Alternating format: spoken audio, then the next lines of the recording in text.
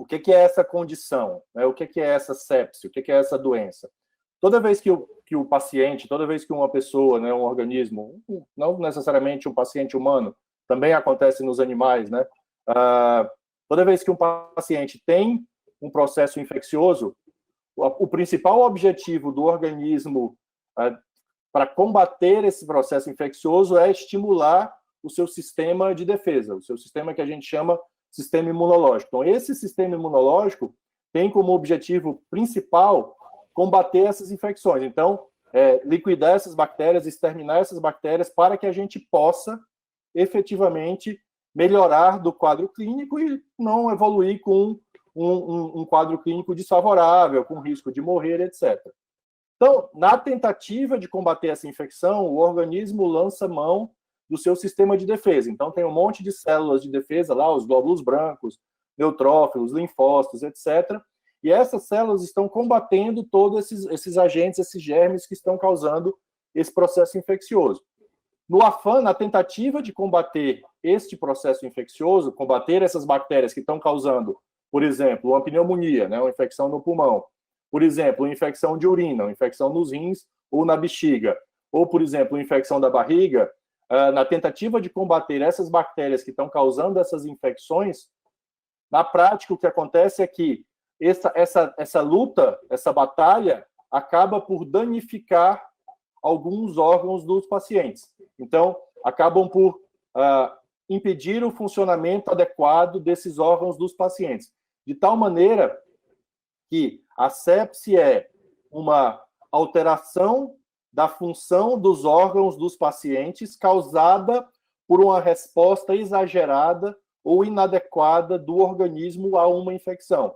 Então, eu tenho uma infecção, uma pneumonia, por exemplo, para combater o germe que está no pulmão, o nosso sistema de defesa lança mão de inúmeras formas de defender para matar essas bactérias. Então, lança mão de o que a gente chama de mediadores inflamatórios, moléculas que são responsáveis por causar uma inflamação no organismo, e essa inflamação, ao mesmo tempo que combate as bactérias, pode ser capaz também de ocasionar ou desencadear uma resposta que acaba comprometendo a função dos órgãos. E aí muita gente já ouviu falar do termo falência de múltiplos órgãos. Fulano morreu de quê?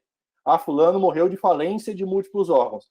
A falência de múltiplos órgãos, ou o termo médico mais correto para isso é síndrome da disfunção de múltiplos órgãos. É quando vários órgãos não conseguem funcionar adequadamente. Então, por exemplo, o sistema cardiovascular, né, o nosso coração, a nossa pressão arterial, não consegue funcionar adequadamente. Então, a pressão arterial cai, o paciente passa a ter outras alterações clínicas que a gente pode falar mais para frente, causadas por essa queda da pressão arterial, e eu preciso de medicamentos para normalizar essa pressão arterial, né?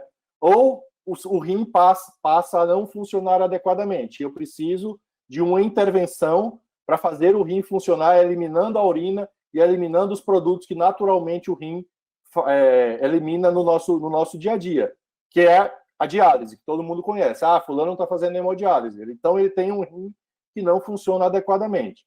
Ou o pulmão que não está funcionando adequadamente dentro dessa parte da síndrome da falência de múltiplos órgãos, né? O pulmão não funciona adequadamente, e aí eu preciso de quê? Para obter o oxigênio e para eliminar o gás carbônico, que é a função pulmonar normal. Eu preciso de um respirador artificial, de um ventilador mecânico.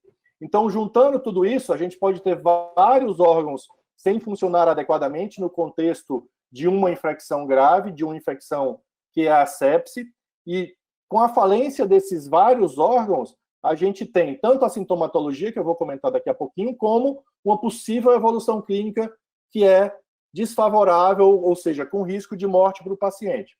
Então, se eu tenho vários órgãos sem funcionar, 2, 3, 4 órgãos sem funcionar, a doutora Flávia vai comentar isso mais para frente, mas o risco de um paciente morrer é muito significativo. Pode ser de 60%, 70%, 80%, dependendo do trabalho que a gente procura dentro da literatura médica.